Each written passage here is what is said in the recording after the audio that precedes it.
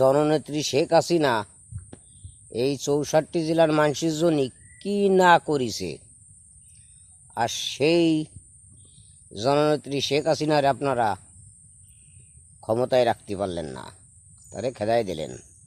কারণ শালার বাঙালি ওই যে শিলুকি আছে না, যে আজ বুঝলি না রে সমা থাকতে বুঝবি সমা গেলি, তা সমা গেলি ঠিকই বুঝবেন আপনারা, এমনি তো বুঝতে পারতেছেন না।